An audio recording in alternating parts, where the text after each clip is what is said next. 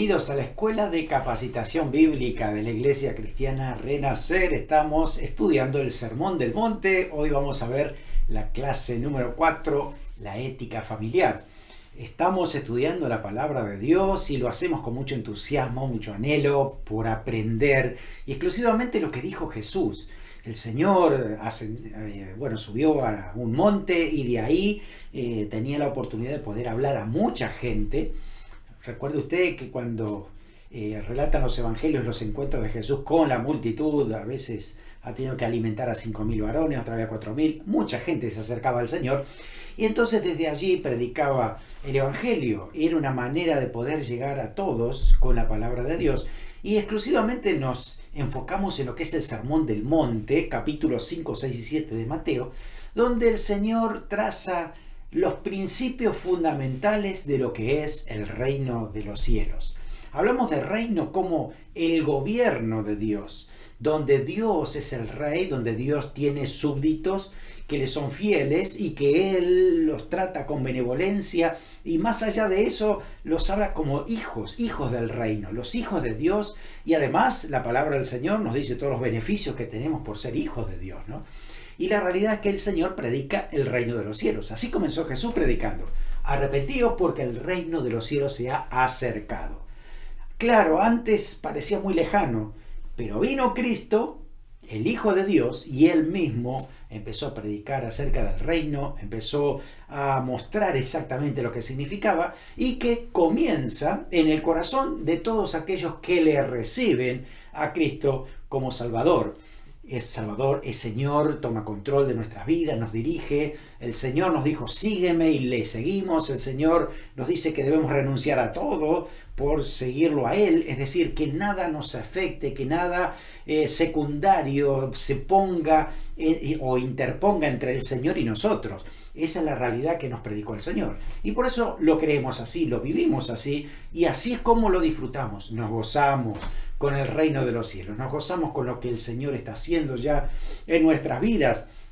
Así que es un principio que tiene que ver con identidad, ¿no? La nuestra, que pertenecemos al reino de los cielos. Evidentemente también tenemos una ciudadanía terrena, a donde estamos, donde debemos cumplir leyes de ciudadanía y todo lo que debamos hacer, ¿no? Pero nuestra principal ciudadanía es el reino de los cielos. Por eso es que invertimos para el reino de Dios, para la eternidad. Las cosas que hacemos, la influencia, las palabras, la conducta, todo se enfila hacia la eternidad. Nos espera cielo nuevo y tierra nueva, donde el rey será Jesucristo y ese reinado será eterno. Así que lo anhelamos porque además somos parte integrante y activa de ese reinado. El Señor dijo que lo comparte con los hijos de Dios, así que somos coherederos con Cristo y por la eternidad estaremos siendo parte de ese reinado, siendo esos instrumentos que Dios quiere usar para su gloria. Así que cuando hay un nuevo nacimiento, el nuevo nacimiento en el Señor Jesucristo, pasamos a formar parte de la familia espiritual, pero también del reino de Dios. Así que allí es donde nosotros empezamos a vivir como ciudadanos del reino de los cielos. El reino es algo dinámico, no pasa por una cuestión geográfica, porque está en todos aquellos que tienen un corazón sometido a Dios en su reinado, así que está en todo el mundo, en todos lados. No es exclusivo de una cultura, de un lugar o de un grupo determinado. Es de todos aquellos que le reciben a Cristo en su corazón, pasan a ser hijos de Dios.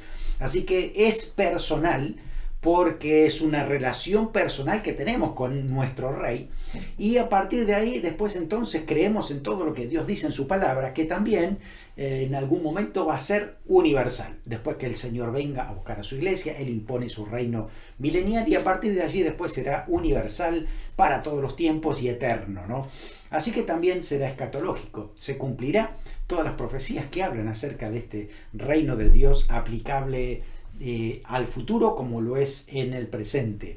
Así que allí es donde los creyentes vamos a heredar la tierra, heredaremos todas las cosas, coherederos con Cristo, disfrutando por la eternidad con Él. Mientras tanto, el gobierno de Dios toma control de nuestras vidas y nos empieza a mostrar una dirección correcta hacia dónde el Señor nos quiere dirigir. En la parte que vamos a ver hoy, vamos a estudiar acerca de lo que es el cuidado de la familia, que empieza por el matrimonio. Y el Señor Jesús en Mateo capítulo 5, estamos en el versículo 27, ya en la clase 4, y dice lo siguiente. Dice Jesús, oísteis que fue dicho. Interesante esa frase, lo habíamos comentado ya en la clase pasada, que no le está diciendo, sé que ustedes leyeron que la Escritura dice. No dice eso Jesús, sino está diciendo, oísteis que fue dicho. Es decir, alguien les dijo a ustedes. Tal vez ustedes ni siquiera lo leyeron directamente, entonces puede que tengan alguna idea vaga o una idea mal interpretada inclusive. Bueno, ok, oíste que fue dicho, no cometerás adulterio, pero yo os digo, esta es la frase del Señor, pero yo os digo que cualquiera que mira a una mujer para codiciarla, ya adulteró con ella en su corazón. Por tanto, si tu ojo derecho te es ocasión de caer, sácalo y échalo de ti, pues mejor te es que se pierda uno de tus miembros y no que todo tu cuerpo sea echado al infierno. Y si tu mano derecha te es ocasión de caer, córtala y échala de ti, pues mejor te es que se pierda uno de tus miembros y no que todo tu cuerpo sea echado al infierno. ¡Wow! ¡Qué principios fuertes que establece el Señor aquí!, ¿no? El Señor va más allá de lo que nosotros podríamos haber entendido en el Antiguo Testamento.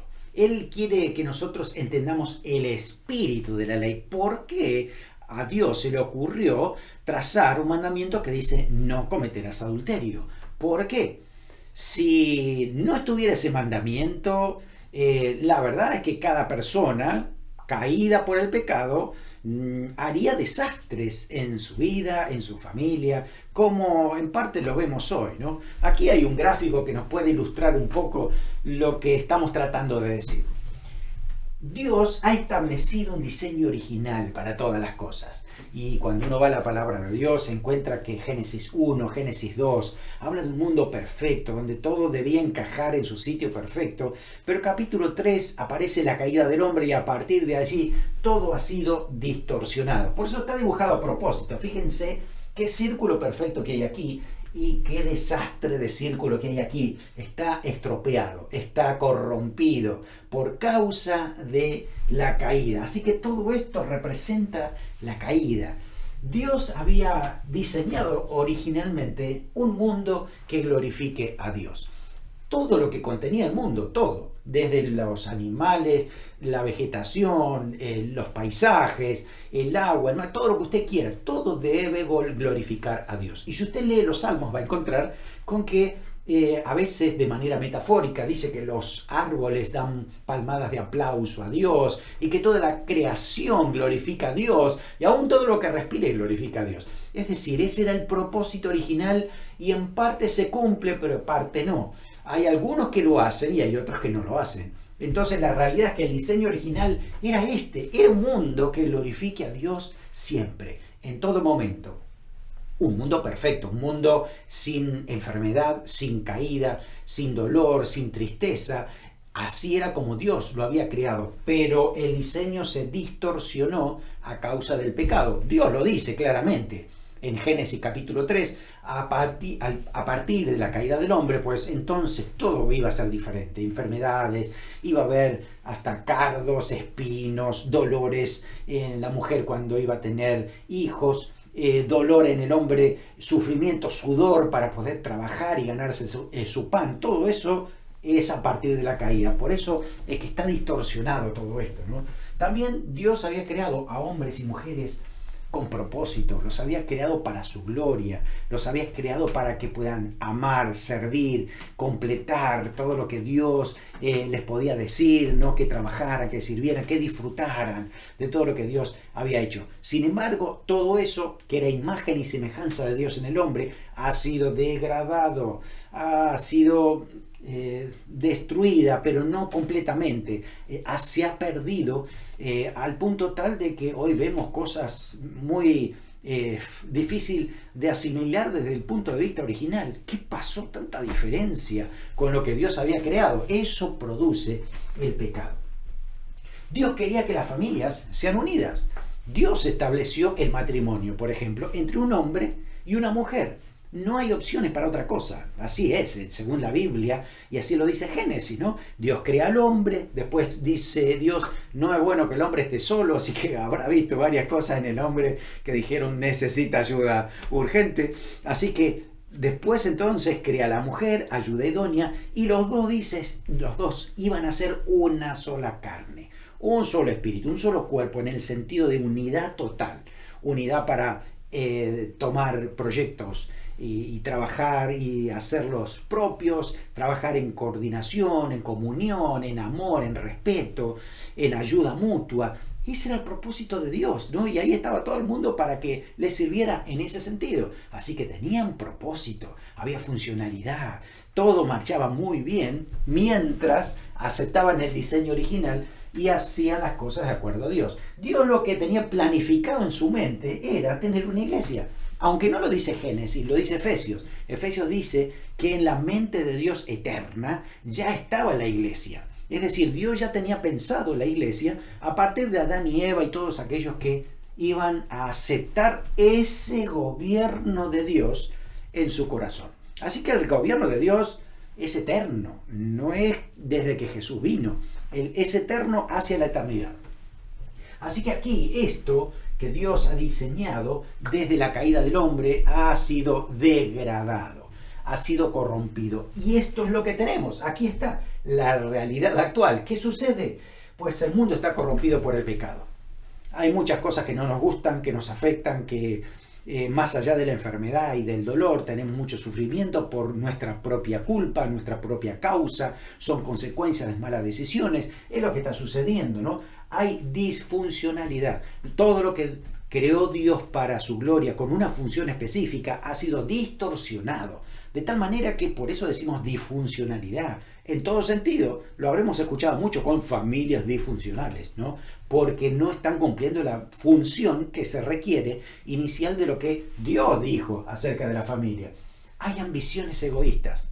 Por eso no hay cooperación, coordinación, respeto mutuo, ayuda mutua y gozarse cuando el otro crece y es bendecido. Esto no está pasando porque hay ambiciones egoístas, culpa del pecado original y que nos ha afectado a nosotros porque todos somos pecadores, dice la palabra de Dios, ¿no? Entonces esta distorsión es notoria, se nota diariamente en nuestra vida, en la familia, en el trabajo, ahí a donde vaya, ¿no? Esa es la realidad de un mundo que está fuera de lo que Dios quiere, fuera del plan original. Así que por eso, fuera de los propósitos de Dios. La gente a veces no sabe ni para qué está viviendo. Y estoy hablando de gente del mundo, gente injusta, gente que no conoce a Dios, no tiene sentido en su vida. Por eso también hay muchas pérdidas, suicidios y la gente que quiere terminar con su vida o que no sabe por qué vivir. La realidad es que este mundo, esta realidad actual está distorsionada. Ahora, cuando uno lee toda la palabra de Dios, principalmente el Nuevo Testamento, por la llegada de Jesucristo y el reino de Dios a nuestro corazón, hay algo que hace Dios en nuestra vida y en nuestro entorno para que empecemos a entender lo que Dios tenía originalmente. Y es lo que llamamos restauración. Dios vino a restaurar, Jesús vino a restaurar. Todo lo que está mal, Dios provee a Jesucristo y al poder del Espíritu Santo para que pueda ser restaurado otra vez al diseño original. Entonces el Señor presenta o siempre nos hace volver al original, lo que estaba en el corazón de Dios, y desde allí es que nuestra realidad tiene que acercarse. Y digo esto como introducción porque es muy importante. No es que el mundo, ¿no? En nuestra realidad es que debemos cambiar el diseño original para ajustarlo a lo que dice el mundo. No podemos hacer eso. ¿Cómo vamos a ir de lo perfecto a lo imperfecto para quedarnos con lo imperfecto y cambiar lo que era perfecto? No tiene sentido. ¿Qué estamos diciendo? Por eso, lo importante aquí es entender esto. Así estamos, pero así debemos ser. Entonces, el Señor produce dentro de nosotros restauración. Y lo que primero está hablando el Señor aquí pasa por las relaciones personales, pasa por el matrimonio, pasa por los dos primeros, el hombre y la mujer, que inician esa familia. Después vendrán los hijos que tendrán que recibir lo que los padres han aprendido de parte de Dios y consolidar eso en la familia. Tenemos mucho que decir después de eso, ¿no? Pero el Señor Jesús se enfoca principalmente en el matrimonio, en las relaciones que inician una familia. Así que el Señor va hacia más allá de nuestra realidad. Hoy por hoy el adulterio es una cuestión de hasta de poliamor, de muchas formas y manifestaciones de dos personas que hasta pueden ser del mismo sexo, que se amen, muy distorsionado de lo que Dios dijo en su palabra. De hecho, todo lo demás, dice Dios, para él es perversión en cuanto a lo que Dios dijo originalmente. Prestemos atención a eso. El diseño original de Dios es muy distinto a lo que está sucediendo actualmente. Por eso Jesús presenta esto diciendo, recuerden ustedes que Dios dijo no adulterarás, porque esto está todo adulterado, ¿no? Y hay mucho adulterio directo, literal, y tiene que ser transformado, y esto no debe existir más en una vida cristiana que tiene el reino de Dios. Cuando Jesús viene a gobernar nuestro corazón, el adulterio, ya no hay lugar para adulterio, no hay lugar para esto, porque aquí trae el Espíritu Santo la convicción de que debemos vivir de acuerdo a las reglas del Señor, como Dios lo ha establecido en su palabra. Por eso Jesús va más allá de lo que dice la palabra en el Antiguo Testamento. Y él se dice, yo os digo, y él entonces va hacia ese punto interno que pasa por nuestra manera de pensar, más allá de lo que pudiéramos haber visto. No está hablando de una atracción física normal que puede haber entre un hombre y una mujer. Estamos hablando de la codicia que se transforma en lujuria y que es un pecado delante de Dios. Está muy claro en el Nuevo Testamento todo esto, también por los apóstoles, para darnos a entender qué significa justamente esto, ¿no? Y la verdad es que para Jesús el nacimiento del pecado es interno, está en nuestra mente, no en las acciones. No podemos juzgar solo la acción, si hay adulterio o no, solo por la acción. Jesús dice, no, es mucho antes, ¿no? A ver, si tomamos un ejemplo, supongamos que esta sea una línea de tiempo diaria, ¿no? De mis decisiones, vamos a poner acá. Decisiones que yo puedo tomar durante todo el día, ¿no? Supongamos, bueno, me levanto, oro, comparto tiempo, voy al trabajo, en el trabajo preparo café para mis amigos, tengo que tomar decisiones en cuanto a el trabajo en sí, si es algo bueno o no, y de repente en medio de ello aparece una tentación. Acá, vamos a ponerla ahí, una tentación. Una tentación donde yo sé que el diablo está atrás de todo esto, ¿no? Entonces es saber qué hago yo. Si voy a serle fiel a Dios, voy a seguir el plan que el Señor me ha dicho en su palabra, si le voy a escuchar al Espíritu Santo para tomar buenos pensamientos. Así que en ese momento de la tentación tengo la posibilidad de decir que no. Si yo digo que no, entonces voy a seguir en santidad, como dice la palabra. Pero si en vez de decirle que no a la tentación, yo le digo, vamos a poner otro color, si yo le digo que sí a la tentación, entonces estoy cediendo al pecado, a la tentación, y justamente caigo en pecado. Hay una separación, algo se rompió, porque en mi mente todo esto se ha producido. Así que recuerden que Jesús dijo eso mismo, ¿no? Dice, yo os digo que cualquiera que mira a una mujer para codiciarla, ya adulteró con ella en su corazón. Es decir, el Señor está diciendo que todo esto está sucediendo en nuestra mente, en nuestra manera de pensar. Por eso va más allá el Señor, no es solamente la acción, sino cómo está el corazón, hacia dónde nos vamos a dirigir. Eso es lo que está diciendo, ¿no? Por eso el Señor se enfoca en esto. Claro, acá, ya una vez que se dio a la tentación, hay pecado consumado en acción. El adulterio, ahí está consumado en acción. Pero el pecado empezó a instalarse en el corazón mucho antes, en la mente, cuando la persona miró a otra persona y la codició en su corazón. Y dijo, puede ser para mí, yo puedo tomar esto para mí, puedo hacer una propuesta, le voy a invitar, voy a hacer... Cuando uno empieza a maquinar todo eso, significa que ya cedió a la tentación. Es diferente cuando aparece la tentación, ¿no? Uno ve y parece agradable y muy bonito, pero dice, no, esto no es para mí. Yo estoy casado y no me corresponde meterme en este lío porque el diablo está atrás de todo esto y no voy a pecar contra Dios, ¿no? Entonces, eso es decirle que no. Ahora, cuando uno empieza a darle lugar a esos pensamientos, empieza a maquinar, empieza a hablar, empieza a coquetear, ya está entrando en esto, justamente.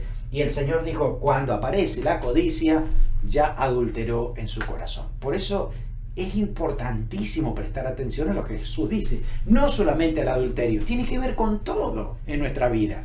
Esto también aplica si yo, por ejemplo, veo en un lugar donde hay dinero que no me corresponde y digo, ay, cuando se vaya el jefe, voy a pasar y me lo voy a llevar. Así a mí me están debiendo dinero, así que yo me lo lleve está bien para mí. Y todo eso que pensé en mi mente es pecado. Ya robé porque lo pensé que lo voy a hacer. Lo mismo sucede con algún otro pecado, que de pronto no lo hicimos y nos arrepentimos antes de la acción, pero pecamos en el corazón y es necesario arrepentirnos de los pecados que hay en el corazón. Por eso David, en el Salmo 19, dice, líbrame de los errores ocultos. Líbrame, no vaya a hacer cosas que dentro tengo muchos pecados no arrepentidos y no confesados ante Dios y que he adulterado, he mentido, he aborrecido, he odiado a alguien. Recuerde que el Señor también ha dicho eso, ¿no? Que si alguien aborrece a su hermano en su corazón es lo mismo que si lo hubiera matado. Es el mismo principio. Tiene que ver con nuestra manera de pensar. Allí es donde se elaboran estos pensamientos que pueden ser santificados o pueden ser pecados terribles que después dan a luz. Puede ser que no haya acciones, pero si todo eso está dentro del corazón, en algún momento va a salir. Por eso, cuidado cómo estamos en nuestro interior. Ahí es donde tenemos que ir a Dios, que Dios revise nuestro corazón. El Espíritu Santo te va a dejar inquieto hasta que eso sea purificado, sea quitado del medio y puedas seguir caminando en pos de lo que dijo el Señor. Esto que está aquí le pasó a Eva y a Adán justo cuando estaban frente al árbol de la ciencia del bien y del mal. Que Dios le había dicho, no coman de ese árbol, ¿no? Y resulta que apareció el tentador en forma de serpiente y ahí es que le hace esa propuesta a Eva. Y fíjense la respuesta que tuvo Eva en su corazón, según Génesis 3:6. Dice, vio la mujer que el árbol era bueno para comer, que era agradable a los ojos y árbol codiciable para alcanzar sabiduría. Así que tomó de su fruto, comió y dio también a su marido, el cual asimismo hizo como ella. Le hago una pregunta. ¿Usted cree que si Eva no hubiera comido el fruto, todavía no hubiera pecado? Si en su mente ella ya codició ese fruto, entonces eso significa que pecó de codicia antes de pecar por comer el fruto del árbol. Así que ella ya había pecado antes cuando tomó una mala decisión en su corazón. Fíjese que es importante para poder revisar nuestro interior, lo mismo situaciones parecidas, ¿no? Siempre hay algún árbol de la ciencia del bien y del mal que pasa delante de nosotros cuando Dios dijo, eso no es para ti, eso no te conviene, no te metas ahí. Y cuando uno en su corazón, en su mente está pensando que puede apropiarse de algo de esto, es codicia. Y eso es pecado. De hecho, no codiciarás es el 10º mandamiento. Así que el codiciar es tan pecaminoso como como el adulterio y también como el asesinato, porque también dijo no matarás. Dice cualquiera que no cumpliere uno de ellos se hace responsable de todos los demás.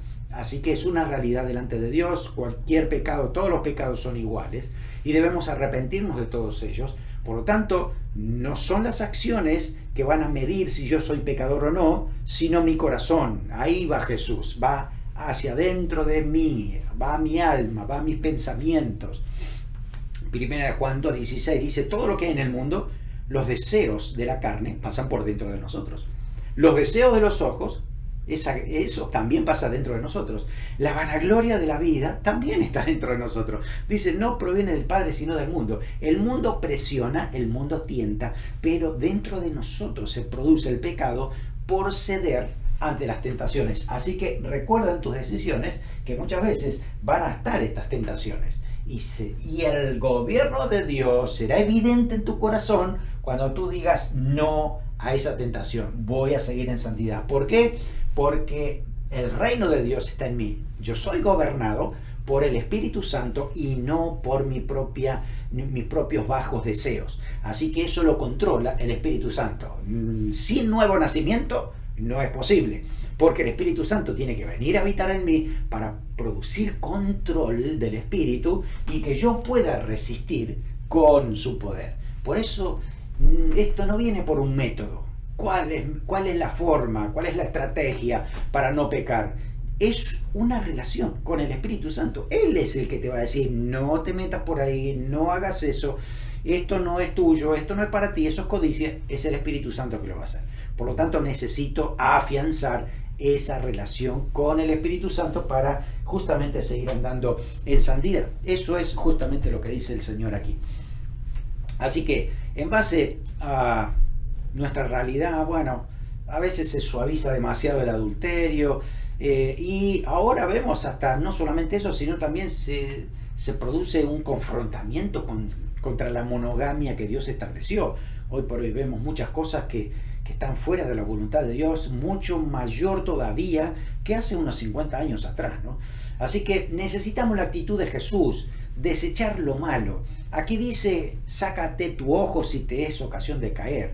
Evidentemente eso no es literal, porque aunque te saques un ojo vas a seguir viendo con el otro, y si tu ojo es malo, pues hasta inclusive si no tuviera los dos ojos, tu mente sigue procesando cosas adentro tuyo que sigue siendo pecado. La idea es, quita de en medio todo aquello que te está llevando hacia el pecado, ¿no?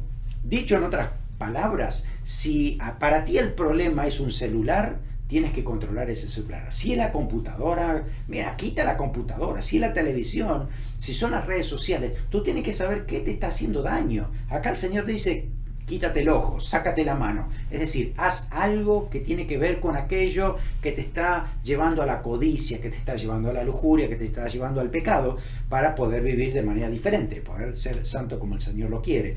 Así que todo esto, realmente lo que dice el Señor es que debemos cortar radicalmente con el pecado y no andar coqueteando a ver hasta dónde puedo, ¿no?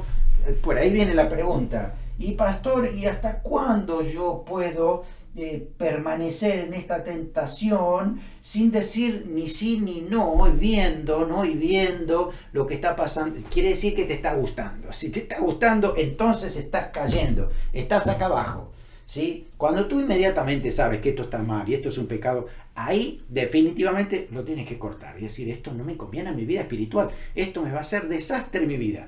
Y el diablo lo sabe, por eso ahí es definitivamente lo tengo que cortar. Es mi responsabilidad hacer eso. Dice Colosenses 5 y 6, haced morir. Eso es una acción nuestra. Haced morir pues lo terrenal en vosotros.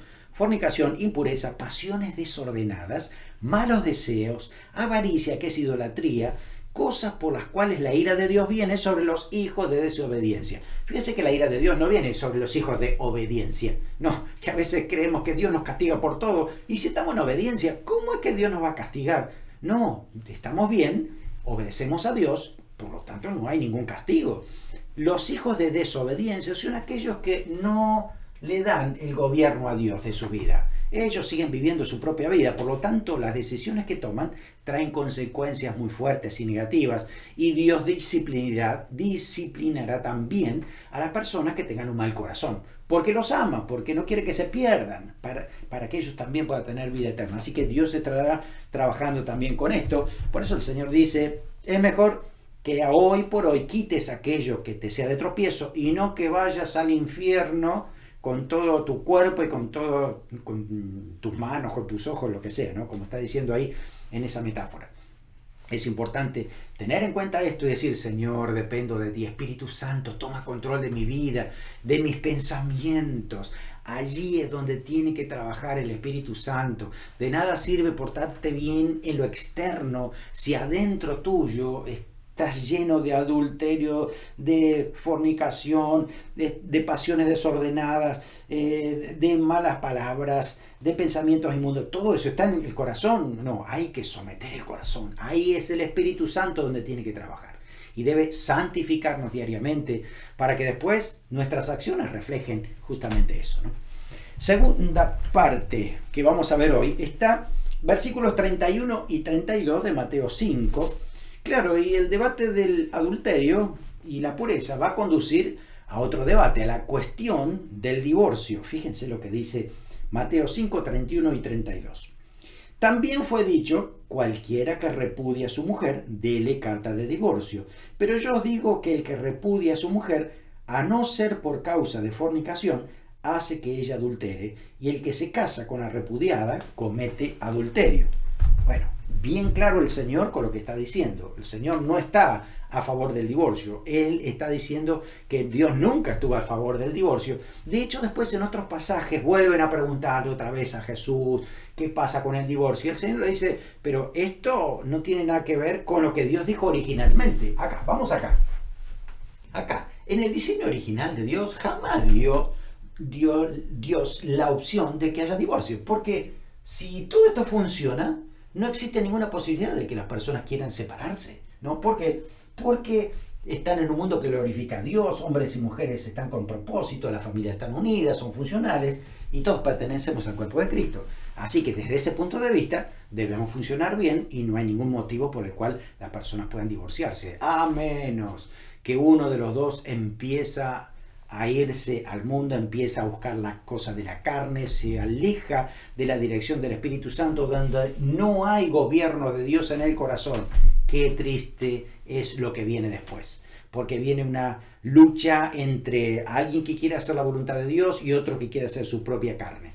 Y lo peor sería que los dos quieren hacer su propia carne y no buscar a Dios. Entonces allí empiezan los desencuentros y las malas cosas, ¿no? Ahora, los judíos habían oído que en algún momento el Antiguo Testamento había permitido el divorcio, por lo tanto ahí es donde todo el mundo pensaba: oh, bueno, si Dios lo permitió en el divorcio no hay ningún problema, entonces que pudiera pasar esto, ¿no? Pero no habían prestado muy bien la atención a lo que Dios estaba diciendo. De hecho, este pasaje está relacionado con Deuteronomio 24, 1 al 4. Ahí es donde Dios habla. Dice: cuando alguno tomare mujer y se casare con ella, si no le agradare por haber hallado en ella alguna cosa indecente, ahí está la palabra, la cosa indecente, dice: le escribirá carta de divorcio, se la entregará a su mano y la despedirá de su casa. Salida de su casa, podrá irse y casarse con otro hombre, pero si la aborreciera este último y le escribiere carta de divorcio y se la entregara en su mano y la despidiera de su casa, o si hubiera muerto del postrer hombre que la tomó por mujer, no podrá su primer marido que la despidió volverla a tomar para que sea su mujer después que fue envilecida, porque es abominación delante de Jehová, y no has de pervertir la tierra que Jehová tu Dios te da por heredad. Es decir, en este tiempo los judíos no sabían, no estaban ignorando qué significaba algo indecente. A tal punto de que en parte de la cultura de ese momento y algunas tradiciones se empezaron a profundizar en imperfecciones que eran muy triviales y detallistas, ¿no? Que de repente había algunos que decían que se podía darle una carta de divorcio a la mujer si de repente cocinaba mal y le preparaba una comida quemada. Eso era algo indecente, por lo cual podía despedirse a esa mujer y casarse con... Es decir, tonterías totalmente que no tienen sentido, hacía que en ese momento podían divorciarse. Es decir, por cualquier situación, por cualquier causa, por cualquier cosa. Entonces Jesús es muy... vuelve otra vez al origen, ¿no? Y habla acerca de lo que Dios ha pensado desde la eternidad. Varón y mujer juntos, unidos, trabajando en armonía para que todo funcione. Y hay un compromiso delante de Dios para que esto resulte. Así que por eso es que el Señor vuelve a las raíces y da una mayor explicación acerca de esto. También aparece esto en Mateo 19, del 1 al 12, cuando hay algunos que querían una mayor explicación. Y entonces sucedió lo siguiente. Dice, aconteció que cuando Jesús terminó estas palabras, se alejó a Galilea y fue a las regiones de Judea al otro lado de Jordán y le siguieron grande multitud y lo sanó. Entonces vinieron a él los fariseos y tentándole, diciéndole, ¿es lícito al hombre repudiar a su mujer por cualquier causa? Ahí está la cosa, ¿no? Y él respondiendo le dijo, ¿no habéis leído que el que los hizo al principio, varón y hembra los hizo? Y dijo, por esto el hombre dejará padre y madre, se unirá a su mujer y los dos serán una sola carne. Estamos hablando del origen, ¿sí? Dice, así que ya no son más dos, sino una sola carne. Por tanto, lo que Dios juntó, no lo separe el hombre. Es decir, desde este principio, si Dios ha unido a una pareja, porque ellos mismos tomaron el compromiso delante de Dios y se comprometieron a estar unidos en matrimonio, entonces no debe separarse. Eso es lo que está diciendo, ¿no? Y recuerden que estamos hablando a personas que pertenecen al reino. Esto no es para el mundo, esto no es para cualquiera que está aquí, no, es para aquel que ha decidido vivir de acuerdo al reino de Dios. Por eso tiene demandas el reino en ese sentido. A ver, ¿cómo debe ser una familia? Vamos a ajustarnos a lo que Dios dijo. Desde un principio habla de esto. Entonces, cuando venimos al reino de Dios, tenemos que entender cómo formalizar todo esto. Y por eso los judíos le decían, ¿por qué pues mandó Moisés dar carta de divorcio y repudiarla? Y él le dijo, por la dureza de vuestro corazón. Dice, versículo 8. Dice, Moisés os permitió repudiar a vuestras mujeres, mas al principio no fue así. Y yo digo que cualquiera que repudia a su mujer, salvo por causa de fornicación, y se casa con otro, adultera, y el que se casa con la repudiara, adultera. ¿No? Está diciendo algo muy claro. Está diciendo que por cualquier causa Dios no está de acuerdo con ese divorcio. Por esto de incompatibilidad de caracteres, porque no, ya no sentimos el amor, se enfrió el amor, ya no lo amo más. Esas son tonterías totalmente, no tiene nada que ver con Dios, no tiene nada que ver con ese pacto que han hecho delante de Dios. Por eso está diciendo eso, por cualquier causa no se puede, salvo por causa de fornicación. Ahí está la cláusula que dice Jesús por el cual alguien se puede divorciar y volverse a casar, salvo por causa de fornicación. Cuando hablamos de este tema, ¿no? Estamos volviendo al punto de lo que el Señor estaba diciendo, porque desde el Antiguo Testamento, aún en Malaquías 2.16, Dios mismo aborrece el divorcio por lo que genera, es decir, por las causas que estaban sucediendo, por el cual sucedían los divorcios, ¿no? Entonces la situación es esto, de que si alguien por cualquier causa se separa y se vuelve a juntar con otro, está diciendo, por cualquier causa, comete adulterio. A menos que, como dice el Señor, el único motivo es la fornicación. ¿Qué significa eso? El término fornicación es un término que se usaba para todo lo que era algo irregular en cuanto al orden sexual. Así que en el caso del matrimonio implica infidelidad marital sexual.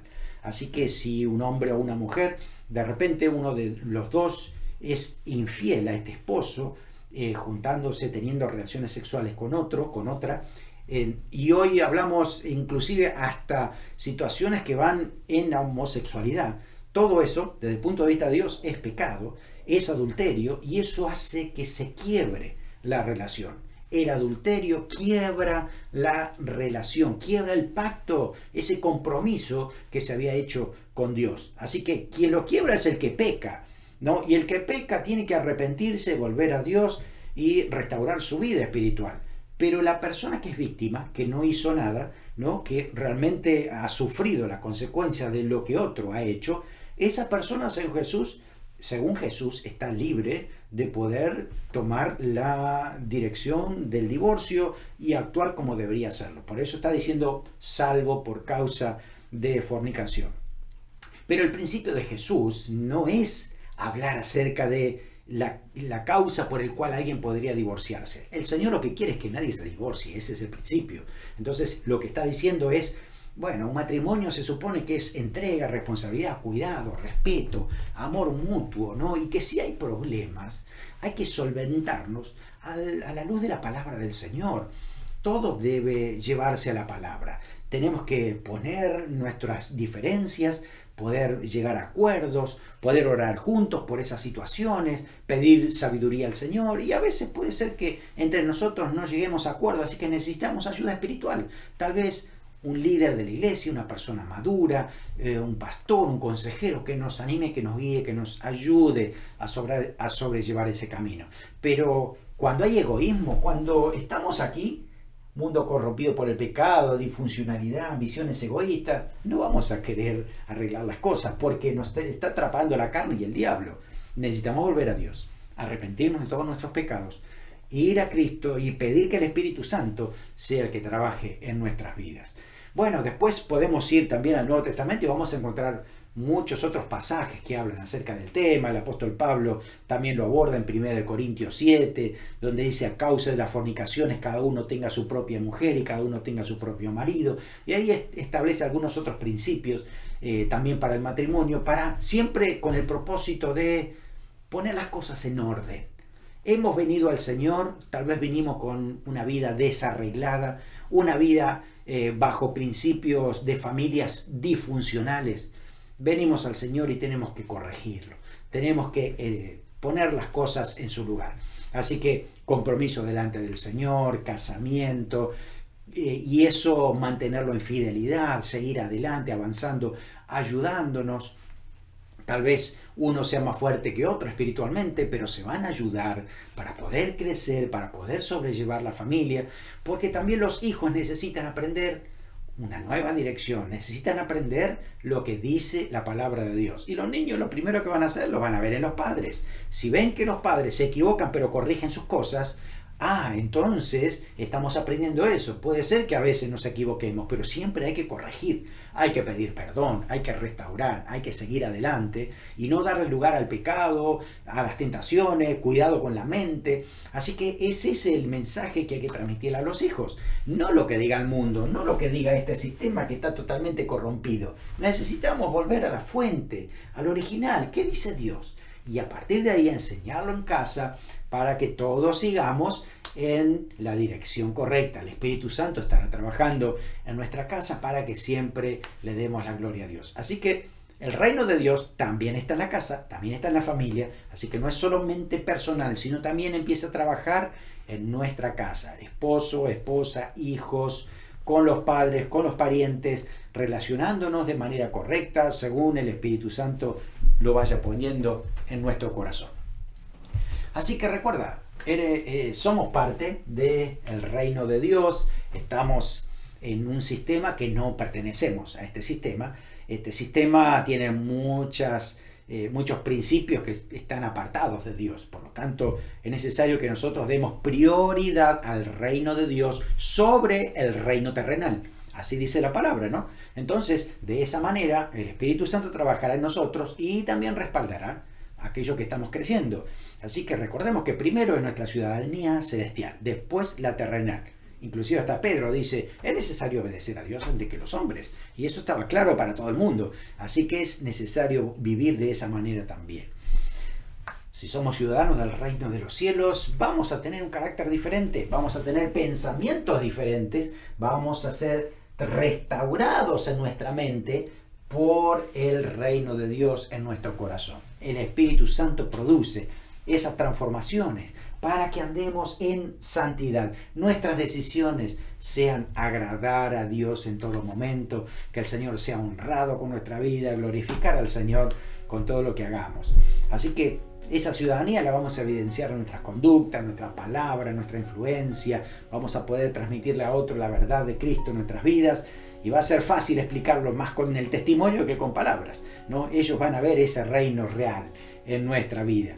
Así que, como discípulos del Señor, imitándolo a Jesús, necesitamos ser transformados, restaurar esa imagen y semejanza de nuestra vida. Lo hace el Espíritu Santo, lo hace diariamente, así que sometidos a Él podemos vivir de acuerdo a su voluntad. Así que según la palabra de Dios, Romanos dice también, los que son del Espíritu piensan en las cosas del Espíritu.